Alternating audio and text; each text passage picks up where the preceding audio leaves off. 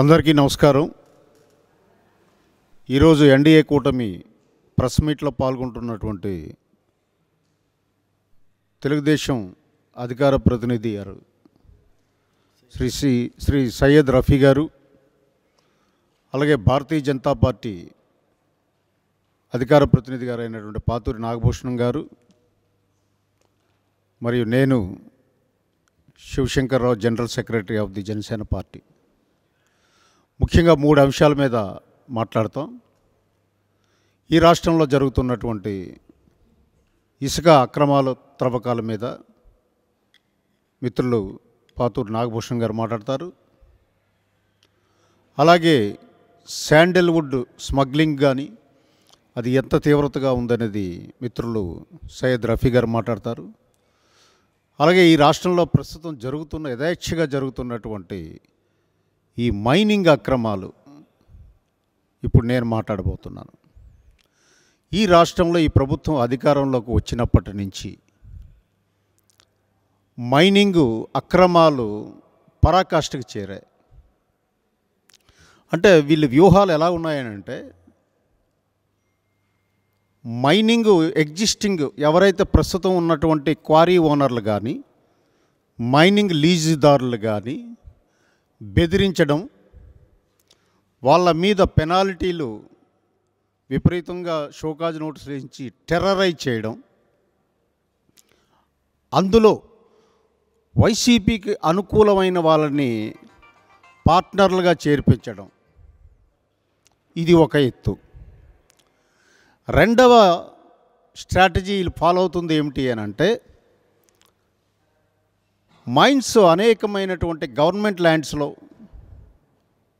Forest భూముల్లో, revenue ల్యాండ్స్లో ఉంటాయి. వాటిని అనుమతులు లేకుండా ప్రభుత్వ యంత్రాంగం కనుసన్నల్లోనే అక్రమ తవ్వకాలకి తెరదీశారు. ఇంకా 3వ రకమైనటువంటి వీళ్ళ స్ట్రాటజీ ఏమిటి అని అంటే, వీళ్ళకి ప్రతికూలులు ఎవరైతే ఉన్నారో వాళ్ళ మైండ్స్ని అన్నిటినీ కూడా మూత వేసి వాళ్ళ మైనింగ్ ఓనర్లందరినీ కూడా నష్టపెట్టడంతో పాటు అందులో పనిచేస్తున్నటువంటి వేలాది మంది కార్మికులు ఉపాధి కోల్పోయే రోడ్డున పడ్డారు. ఇది వీళ్ళ మైనింగ్ పాలసీ. ఉదాహరణకి క్వార్జ్ అనేది తెల్లరాయి అంటారు, చాలా విలువైనది. ఇది అక్రమ తవ్వకాలు నెల్లూరులో ఎలక్షన్ కోడ్ వచ్చినంత వరకు కూడా కొనసాగింది. ఎలాగంటే రెవెన్యూ, ఫారెస్ట్ ఈ ల్యాండ్స్లో త్రవ్వకాలు జరపడానికి వీల్లేదు. రెవెన్యూ అఫీషియల్స్ దాని గురించి మాట్లాడారు, ఫారెస్ట్ అఫీషియల్స్ దాని గురించి చర్యలు తీసుకోరు. మైనింగ్ అధికారులు అయితే అసలు మాటే లేదు. ఇలా బ్యూరోక్రసీ ముగ్గురు కూడా నిద్రపోతుంటే ఈ అక్రమదారులు విపరీతంగా సుమారు 400 కోట్ల ఈ తెల్లరాయి క్వార్జ్ని నెల్లూరు జిల్లా నుంచి ఎగుమతి చేశారంటే ఎంత దుర్మార్గానికి, స్మగ్లింగ్కి పాల్పడ్డారో వైసీపీ నాయకులు మనకు అర్థమవుతుంది. ఇదంతా కూడా ప్రభుత్వ కనుసన్నల్లోనే జరిగింది. కోడ్ వచ్చాక అప్పుడు విచిత్రమే ఏంటి అంటే, కోడ్ వచ్చాక మైనింగ్ అధికారులు నిద్రలేచి ఒక 12 కోట్లు షోకాజ్ నోటీసులు ఇచ్చారు. అలాగే 10,000 టన్నులు అక్రమ రవాణా చేశారని చెప్పేసి ఒక అంచనాకు రావడం జరిగింది. అలాగనే ప్రకాశం జిల్లాలో కానీ మనం చూసుకున్నట్లయితే ప్రపంచంలోనే అద్భుతమైనటువంటి black granite, galaxy granite, pearl black granite, చాలా అద్భుతమైన గనులు ఉన్నాయి. అలాగే మీకు శ్రీకాకుళం, విజయనగరంలో వైట్ గ్రానైట్, బ్లూ గ్రానైట్ ప్రపంచానికే మనం ఎగుమతులు చేస్తున్నటువంటి గ్రానైట్ లీజులు ఉన్నారు. ఈ ప్రభుత్వం అధికారంలోకి వచ్చాక ఈ గ్రానైట్ మైనింగ్ లీజ్ హోల్డర్ని అందరినీ కూడా పూర్తిగా బెదిరించింది. ఎలా బెదిరించిందంటే, కొత్తగా లీజులు వేయడానికి అవకాశం లేదు, ఉన్న లీజులు వాళ్ళ వర్క్ చేయడానికి విపరీతంగా బెదిరించి పెనాల్టీలు మీకు ఒక్క శ్రీకాకుళం జిల్లాలో మనం చూసినట్లయితే ఒక మైనింగ్ అధికారిని పెట్టుకున్నారు వీళ్ళు. ఆయన పేరు ప్రతాప్ రెడ్డి. 100 కోట్లు పెనాల్టీ వేసి టెర్రరైజ్ చేశాడు గ్రానైట్ లీజ్ హోల్డర్స్ని. కారణంగా అక్కడ గ్రానైట్ ఓనర్స్ అందరూ కూడా మూత వేసేయడం వల్ల ఎగుమతులు తగ్గిపోయాయి. విదేశీ మారక ద్రవ్యం విపరీతంగా వచ్చినటువంటి ఈ క్వారీల నుంచి పూర్తిగా పోయింది. ఇది ఈ ప్రభుత్వం తాలూకా మైనింగ్ తాలూకా తీరు, గమనం, ఇలా పాలసీ. దీనివల్ల సుమారు గ్రానైట్ నుంచే ఒక 10,000 కోట్లు నష్టం వాటిల్లిందన్నది ఒక అంచనా ఉండింది. అలాగే కృష్ణా జిల్లాలో కూడా అక్రమ మైనింగ్. నేషనల్ గ్రీన్ ట్రిబ్యునల్ మొట్టికాయలు వేసినా సరే ఇదేం పట్టించుకోదు ఈ ప్రభుత్వం. ఫారెస్ట్ ల్యాండ్లో ఉండాలంటే కేంద్ర ప్రభుత్వం అనుమతి తప్పనిసరి, అయినా సరే ఏం పట్టించుకోరు. కేంద్రానికి నివేదిక ఇవ్వరు. అనేక సందర్భాల్లో కేంద్రం ఈ అటవీ భూముల్లో తవ్వకాల గురించి లాటరైట్స్ కానీ లేదంటే గ్రావిల్ కానీ రిపోర్ట్స్ అడిగితే ఏ రోజు ఇచ్చిన దాఖలాలు లేవు ఈ ప్రభుత్వానికి. అలాగే విశాఖపట్నం, విజయవాడ, నెల్లూరు, ఈస్ట్ గోదావరి ఈ ప్రాంతాల్లో, రాయలసీమ ప్రాంతాల్లో విచ్చలవిడిగా గ్రావెల్ తవ్వకాలు. అసలు గ్రావెల్లో కొండలే లేపేశారు. ఉదాహరణకి అనకాపల్లి జిల్లాలో బయ్యారం ఏరియాలో గుడివాడ అమర్నాథ్ ఆయన లేఅవుట్ వేసిన దగ్గర 2 కొండలు తినేశారు ఈ వైసీపీ నాయకులు. 2 కొండల్లోంచి వచ్చినటువంటి గ్రావెల్ మీద సీనరేజీ సెస్ ప్రభుత్వ ఆదాయం కోల్పోయేతో పాటు కొండల్నే పర్యావరణానికి నష్టం కలిగించారు. సో యథేచ్ఛగా అక్రమ తవ్వకాలకి తెరలేపారు ఈ వైసీపీ నాయకులు వీళ్ళ ప్రభుత్వ కాలంలో. ఇది వీళ్ళు చేస్తున్నటువంటి నిర్వాకం. అలాగే స్టోన్ క్రషర్స్ చాలా ఉన్నాయి మన రాష్ట్రంలో. ఈరోజు స్టోన్ క్రషర్ ఓనర్ దగ్గరికి వెళ్ళి అడిగితే ఆయన బాధలు, కన్నీటి వెదలు చాలా చెప్తుంటాడు. స్టోన్ క్రషర్స్ని విపరీతంగా వేధించడం, వాళ్ళకి రాయల్టీ, డెడ్ రెంట్స్ విపరీతంగా పెంచేయడం, సో లీజ్ రెన్యూల్ అప్పుడు ఫీజులు పెంచేయడం, ఇలాంటి అభివృద్ధి వ్యతిరేక చర్యలు, జీవోలు ఇష్యూ చేసి వాళ్ళందరినీ భయభ్రాంతులు చేసి ఆ స్టోన్ క్రషర్స్ని కూడా వైసీపీ నాయకులు ఆక్యుపై చేసుకున్నారు. అంటే ఎవరిని కూడా విడిచిపెట్టలేదు. అలాగే పల్నాడులో మనం తీసుకున్నట్టయితే పల్నాడులో లైమ్ స్టోన్ డిపాజిట్స్ విపరీతంగా ఉన్నాయి. వాటిలో క్వార్జ్ డిపాజిట్స్ విపరీతంగా ఉన్నాయి. వాటిని కూడా అక్రమంగా తవ్వకాలు చేసి వాటిని కూడా గవర్నమెంట్ రెవెన్యూతో పాటు బ్లాక్ మనీ ప్రొడ్యూస్ చేస్తూ చట్టము న్యాయం లేకుండా వీళ్ళు యథేచ్ఛగా ప్రభుత్వ దోపిడీ. ఇది యాక్చువల్ ప్రభుత్వం పౌరులు ఎవరైనా దోపిడీ చేస్తే కట్టడి చేయవలసిన ప్రభుత్వమే దోపిడీ చేసింది. బెస్ట్ ఎగ్జాంపుల్ అనకాపల్లిలో మీకు మాకవరం పంచాయతీలో SGX అనే సంస్థ కడప నుంచి పుట్టుకొచ్చింది. ఆ సంస్థ ఒక క్రషర్ పెట్టి పంచాయతీ అనుమతులు లేవు, పొల్యూషన్ కంట్రోల్ బోర్డు క్లియరెన్స్ లేదు, మైనింగ్ అనుమతులు కూడా ఇంకా గ్రాంట్ కాకముందే ప్రొడక్షన్ స్టార్ట్ చేసింది. అక్కడ మన జనసేన పార్టీకి చెందినటువంటి ఒక యాక్టివిస్టు అడ్డుకొని హైకోర్టులో కేసు వేస్తే అది ఆగింది. ఇంత ఘోరంగా వీళ్ళు దోపిడీ చేస్తున్నారు. ఇంకొక మన క్లాసికల్ ఎగ్జాంపుల్ గొల్లప్రోలు మండలం ఈస్ట్ గోదావరిలో కొడవలి గ్రామం అని ఒకటి ఉంది. సర్వే నంబర్ 133/1లో మనం చూసేటట్టయితే ఆ కొండ బౌద్ధ ఆరామం, అది Buddhist place. Archaeological survey of India దాన్ని నేషనల్ మాన్యుమెంట్గా డిక్లేర్ చేసింది. దాని చుట్టూ ఉన్న 330 ఎకరాలు వారు గత ప్రభుత్వంలో డీ పట్టాలు ఇచ్చారు ల్యాండ్లెస్ పూర్కి. వాళ్ళు జీడి మొక్కలు ఇవన్నీ పండించుకుంటున్నారు. అక్కడ త్రవ్వకాలు మొదలుపెట్టారు.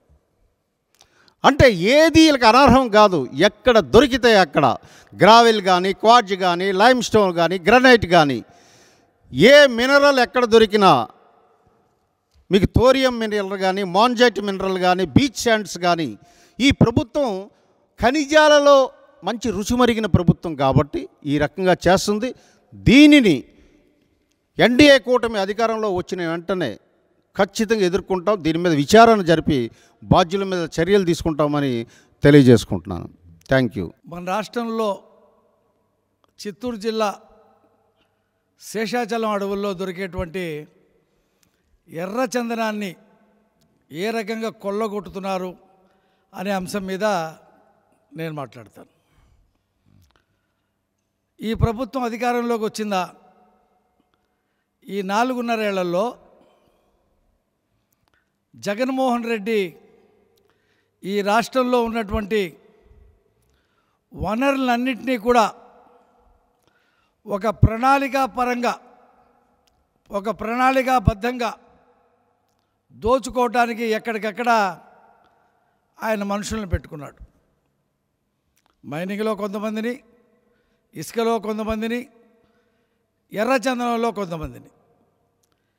ఈ ఎర్రచందనానికి వస్తే ఎర్రగంగిరెడ్డి, ఎర్రచందనం ఎర్రగంగిరెడ్డి ఇతను పెద్ద నేరస్తుడు ఈ సబ్జెక్ట్లో. ఆయనకి రెడ్ కార్పెట్ వేస్తాడు జగన్మోహన్ రెడ్డి గారు. ఆయన ఏం కోరుకుంటే చేస్తాడు. 3 లక్షల టన్నుల ఎర్రచందనాన్ని ఈ బ్యాచి అడవుల నుంచి నరికేసింది. సుమారు 10 లక్షల కోట్ల రూపాయలు విలువ చేసేటువంటి ఎర్రచందనాన్ని విదేశాలకు ఎగుమతి చేశారు. ఎవరు చేశారయ్యా అంటే మిథున్ రెడ్డి, చెవిరెడ్డి భాస్కర్ రెడ్డి, పెద్దిరెడ్డి రామచంద్రారెడ్డి. ఈ ముగ్గురు నాయకత్వంలో ఇంకొకడు బయలుదేరాడు, విజయానందరెడ్డి. వీళ్ళందరూ కలిసి ఈ ఎర్రచందనం అడవుల్ని యథేచ్ఛగా నరికేశారు. లక్షలాది కోట్ల రూపాయలు సంపాదించారు. వాళ్ళ మీద ఎటువంటి చర్యలు లేవు. అదే గనక ఆ ఎర్రచందనం నిజంగా ప్రభుత్వమే సేకరించి విదేశాలకు కనుక చట్టబద్ధంగా ఎగుమతి చేస్తే ఈ రాష్ట్రంలో పిల్లలందరికీ ఉచితంగా చదువు చెప్పేటువంటి పరిస్థితి ఉండేది.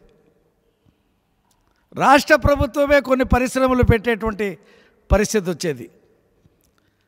మరి ఈ 10 లక్షల కోట్ల రూపాయలు ఎక్కడికి వెళ్ళినాయంటే జగన్మోహన్ రెడ్డి, చెవిరెడ్డి భాస్కర్ రెడ్డి, పెద్దిరెడ్డి రామచంద్రారెడ్డి, మిథున్ రెడ్డి, ఎర్రగంగిరెడ్డి, ఇంకా కొంతమంది రెడ్లు, వీళ్ళందరూ కూడా దోచేశారు. పర్యావరణం లేదు, ఇతర ఏ అంశాలు లేవు. దోపిడే ప్రధానంగా సాగినటువంటి ప్రభుత్వం వైకాపా ప్రభుత్వం. ఇవాళ ఆ విజయానంద రెడ్డి అనే తనకి ఆర్టీసీ చైర్మన్ కూడా ఇచ్చాడు. ఈయనకి ఎర్రచందనం దోపిడీ ఒక పక్కన ఉండగా ప్రభుత్వంలో పదవి, మొన్న ఎమ్మెల్యే టికెట్ కూడా ఇచ్చాడని చెప్పేసి మనం చదివాం. అంటే మనం గతంలో అడవి దొంగలను చూసేవాళ్ళం. ఆ అడవి దొంగలు ఇవాళ రాజకీయ నాయకులు అయిపోయారు, ఎంపీలు అయిపోతూ ఉన్నారు.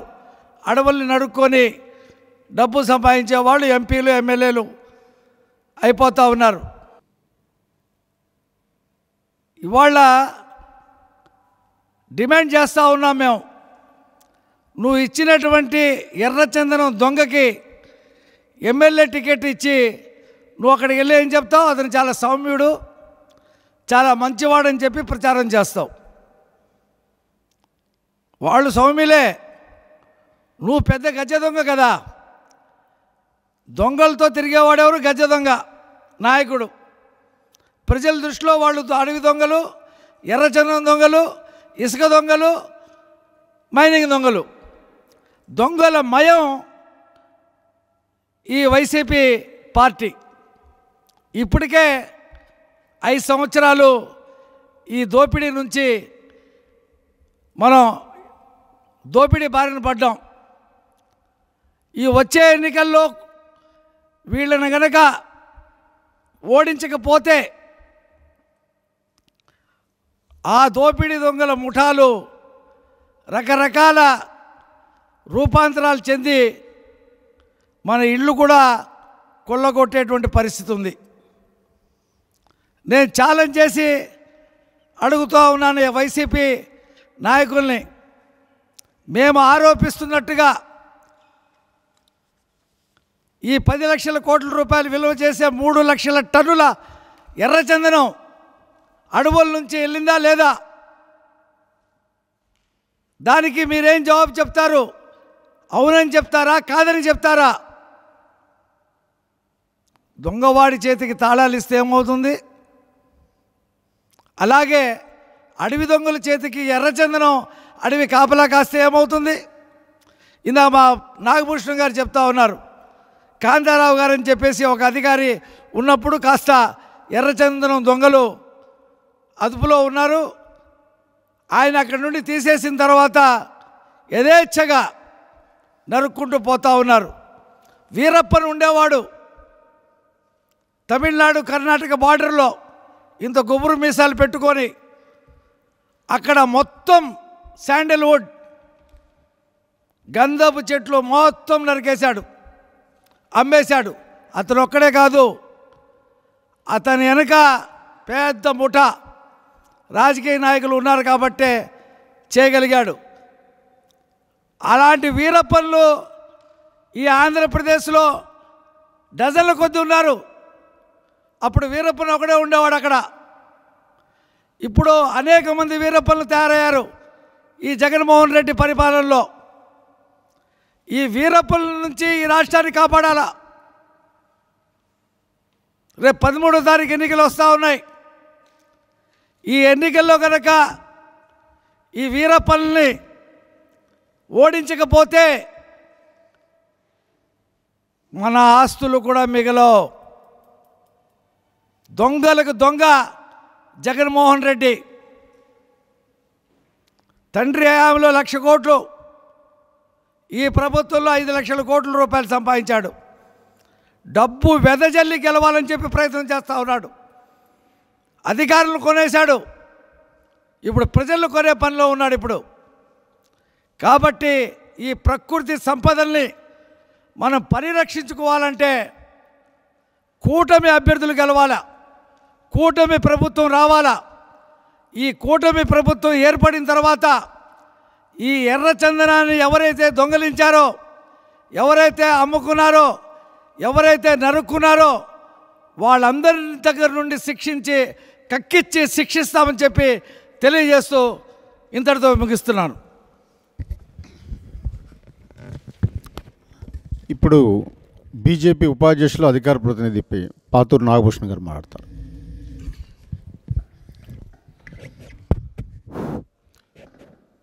అందరికీ నమస్కారం. ముఖ్యంగా జనసేన నాయకులు శివశంకర్ గారికి, జనరల్ సెక్రటరీ జనసేన, అదేవిధంగా మన అధికార ప్రతినిధి తెలుగుదేశం శ్రీ రఫీ గారికి, ఈ రోజున ఎన్డీఏ ఎందుకు రావాలి అనే దాని మీద ఈ 3 పార్టీలు కలిపి గత 15 రోజుల నుంచి కూడా ఒక్కొక్క రోజు ఒక్కొక్క పార్టీ ఆఫీస్లో ఈ మీటింగ్స్ ఏర్పాటు చేయడం జరిగింది. ముఖ్యంగా ఈ రాష్ట్రానికి సంబంధించి కృష్ణమ్మ తల్లి, గోదావరి, తుంగభద్ర, వంశధార, పెన్నా ఇవన్నీ కూడా మనకి జీవనదులు. అంటే జీవనదిని ఒక గంగానే అంటాం, కానీ ఈ డ్యామ్స్ కట్టిన తర్వాత మనకి ఎప్పుడు కూడా 365 రోజులు నీళ్లు ఉండటం వల్ల ఇవి కూడా జీవనదులుగా మారడం జరిగింది. అటువంటి ఈ జీవనదుల్ని పూర్తిగా ఒక భయము, దేశం మీద భక్తి కానీ ప్రజల మీద మమకారం లేకుండా పేద ప్రజల యొక్క జీవితాలతో ఆడుకున్నటువంటి కార్యక్రమం 5 సంవత్సరాలు. ఎందుకంటే 20 లక్షల టాపీ అంటే కార్మికులు ఎవరైతే ఉన్నారో ఈ టాపీ పనిచేసే బతికేవారు, దానికి సంబంధించినటువంటి ఎలక్ట్రికల్ వర్క్ చేసేవాళ్ళు, ప్లంబింగ్ వర్క్ చేసేవాళ్ళు, వీళ్ళందరూ కూడా గత 5 సంవత్సరాల నుంచి పనులు లేకుండా ఉన్నటువంటి పరిస్థితి. దానికి కారణం జగన్మోహన్ రెడ్డి అవినీతి. యాక్చువల్గా ఈ అవినీతి ఎప్పుడు స్టార్ట్ అయిందంటే రాజశేఖర రెడ్డి గారు 2004లో ఆయన ముఖ్యమంత్రి అయిన తర్వాత, అంతకుముందు ఇసుక అనేది జిల్లా పరిషత్తుల కింద ఉండేది, లోకల్ బాడీస్ కింద ఉండేది. అంటే గ్రామ పంచాయతీ, మండలం, అక్కడ ఉన్నటువంటి జిల్లా పరిషత్తు, ఈ మూడింటికి షేర్ వచ్చేది. తద్వారా లోకల్ బాడీస్ స్ట్రెంగ్తన్ అయ్యాయి. 2004 తర్వాత దీన్ని ఏం చేశారంటే తీసుకువెళ్ళి పూర్తిగా మైన్స్కి అప్పచెప్పేశారు. మైన్స్కి అప్పచెప్పిన తర్వాత ఇక వాళ్ళ ఇష్టానుసారంగా చేయడం మొదలుపెట్టారు. ఇక 2019 తర్వాత అయితే మేము జిల్లా పరిషత్ చైర్మన్ ఒక మిషన్ కానీ ట్రాక్టర్ కానీ లోనికి వెళ్తే ముందు ఆ డిపిఓని ఆ జిల్లా పరిషత్ చైర్మన్ నోటీస్ ఇచ్చి జైలు వేసే పరిస్థితి. ఇవాళ ఎటువంటి భయం కానీ ఎటువంటి ఆందోళన లేకుండా డైరెక్ట్గా మిషన్లు పెట్టి, ఒకసారి మీరు కనుక చూస్తే ఇవి ఇష్టానుసారంగా వాళ్ళు ఏ విధంగా ట్రాక్టర్లు ఉన్నాయి, లారీలు ఉన్నాయి, ఏ విధంగా ఈ రోజున ఈ 5 సంవత్సరాలు దోపిడీ చేశారు. ముఖ్యంగా ఈ రాష్ట్రంలో ఉన్నటువంటి ముఖ్యమంత్రికి దరిదాపుగా 45,000 కోట్ల రూపాయలు ఆయన డబ్బులు సంపాదించుకున్నాడు. ఇంకొక 25,000 కోట్ల రూపాయలు వాళ్ళ ఎమ్మెల్యేలు, వాళ్ళ వైసీపీ అనుచరులు ఈ ఇసుక దోపిడీలో డబ్బు సంపాదించారు. ఈ డబ్బు సంపాదించి ఏం చేస్తున్నారంటే రేపు 24 ఎలక్షన్లో ఖర్చు పెడతానికి రెడీ అయ్యారు. నేను అందుకే ప్రజలందరూ కూడా విజ్ఞప్తి చేస్తూ ఉన్నాను. ఏమనంటే మీరు ఈ విధమైనటువంటి అవినీతి ప్రభుత్వాన్ని మీరు కనుక వెంటనే ఇంటికి పంపించకపోతే భవిష్యత్తులో మీ పిల్లల యొక్క భవిష్యత్తు నాశనం అయిపోయే పరిస్థితి ఉంది. ఈ రోజున మోడీ గారు కానీ, చంద్రబాబు గారు కానీ, పవన్ కళ్యాణ్ గారు, ఈ ముగ్గురు కూడా ఈ రాష్ట్ర భవిష్యత్తు కోసం మోడీ గారు ఒకటే చెప్పారు మీటింగ్లో, కాంగ్రెస్ పార్టీలాగా రాజనీతిని రాజకీయం కోసం చేయం, ఈ రాష్ట్ర అభివృద్ధి కోసం, దేశ అభివృద్ధి కోసం మేము కలిసి పనిచేస్తాం, అందుకే ఈ ఎన్డీఏ కూటమని చెప్పడం జరిగింది. అది కాకుండా ఇంకొకటి కూడా చెప్పారు, జూన్ 4వ తారీఖున ఎవరైతే ఈ దేశంలో కానీ ముఖ్యంగా ఈ రాష్ట్రంలో అవినీతి చేశారో వీళ్ళందరూ జైలుకి వెళ్తారు. ఇది ప్రజలందరూ గుర్తుపెట్టుకోండి. ఈ ఇసుక దోపిడీ ఎవరు చేశారో, లేదా ఇందాక పెద్దలు చెప్పినట్టు శివశంకర్ గారు చెప్పినట్టుగా మైన్స్లో రాయిని, మట్టిని, గ్రానైట్ని దేన్ని వదలకుండా చేశారో, అదేవిధంగా రఫీ గారు చెప్పినట్టుగా ఎర్రచందనం ఏదైతే చేశారో వాళ్ళని కూడా వదలకుండా జైలుకి వెళ్ళే పరిస్థితి ఉంది. అందరూ అడగొచ్చు జరిగిపోయింది కదా ఎలా పట్టుకుంటారని.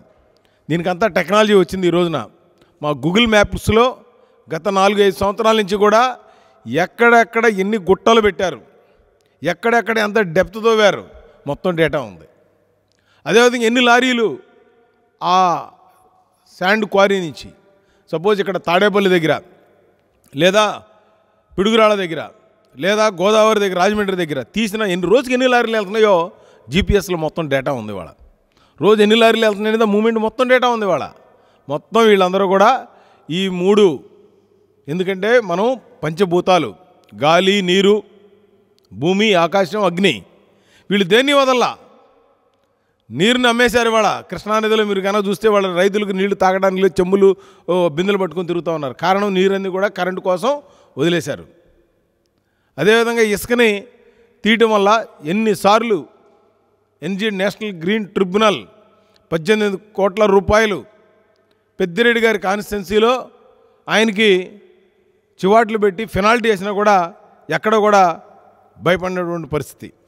మీరు కనుక ఒకసారి ఆలోచించినట్లయితే ఇదివరకు ఇసుక ఒక ట్రక్కు 1000 రూపాయల లోపు ఉండేది, మ్యాక్సిమం 1000 రూపాయలు, లేదా 500, 600, కొంచెం డిస్టెన్స్ ఎక్కువది 1000. ఇవాళ అదే ట్రక్కు 12,000 నుంచి 13,000, 15,000 దాకా అమ్ముతున్నారు. 32 టన్నుల లారీ ఖరీదు 4,000 ఉండేది, ఇవాళ దాన్ని 50,000 చేశారు. కారణం ఏంటంటే ఈ రాష్ట్రంలో ఉన్నటువంటి పేద ప్రజలకి, ఈ రాష్ట్రంలో ఇల్లు కట్టుకునే వాడికి మాత్రం అదే రేటు. పక్కన ఉన్నటువంటి హైదరాబాద్ కానీ, చెన్నై కానీ, బెంగళూరు కానీ, వీటన్నిటి కూడా ఆంధ్ర రాష్ట్రం నుంచి తరలి వెళ్ళిపోతాయి అన్అఫిషియల్గా. మరి ఎవరండి జేబీ వెంచర్స్? ఈయన మన టీటీడీ బోర్డు మెంబర్గా చేశారు మొన్నటిదాకా. ఆయన శేఖర్ రెడ్డి గారు. అంతకుముందు ఇదే శేఖర్ రెడ్డి టీడీ బోర్డు మెంబర్గా ఇస్తే డబ్బులు తిన్నారన్నారు. గవర్నమెంట్ వచ్చిన నిమిషంలో ఆయన మళ్ళీ టీడీ బోర్డు మెంబర్ ఇచ్చారు. ఆయన దగ్గర నుంచి మళ్ళీ ఆయన సన్నిహితుడు టర్న్కీ కంపెనీకి దాన్ని సబ్లీజ్ ఇచ్చారు. యాక్చువల్గా ఇచ్చిన అగ్రిమెంట్లో సబ్లీజ్ ఇవ్వకూడదు. బోసాని శ్రీనివాసరెడ్డి అని ఆయన దరిదాపుగా ఈ 4-5 ఏళ్లలో 114 మంది ఇసుక ర్యాంపులు ఎక్కడ కానీ చనిపోయారు. ఇక్కడ మున్నంగిలో చనిపోయారు ఒక వ్యక్తి, ఈ గుంటూరు జిల్లాలోనే. అన్ని జిల్లాల్లో కలిపి 114 మంది. అదేవిధంగా అన్నమయ్య ప్రాజెక్టు దగ్గర మీరు కనుక చూసినట్లయితే అక్కడ ఇసుక తవ్వడం వల్ల ఆ కట్టంతా వీక్ అయ్యి బండు వీక్ అయ్యి ఆ ఊరంతా కొట్టుకుపోయి 33 మంది చనిపోయారు. అంటే ఈ రోజున ఈ రాష్ట్రంలో ఈ జరిగే హత్యలన్నిటికీ కూడా జగన్మోహన్ రెడ్డే కారణం. దీనికి జగన్మోహన్ రెడ్డి బాధ్యత వహించాల్సిన అవసరం ఉంది. అన్నిటికంటే ముఖ్యంగా ఈ ఇసుక లేదా మైన్స్ కానీ ఏదైతే ఈ ప్రభుత్వం కనుక మనం వెంటనే పంపించకపోతే రేపు రాబో కాలంలో ఈ రాష్ట్రంలో ఉండటానికి కూడా ఎవరు ఉండే పరిస్థితి లేదు. రైతులు ముఖ్యంగా మీరు గుర్తుపెట్టుకోండి, స్వతంత్రం వచ్చిన తర్వాత నాగార్జునసాగర్లో డెడ్ స్టోరేజ్ 500 కంటే కింద ఎప్పుడూ కూడా నీళ్లు తగ్గించి వాడిన దాఖలు లేవు.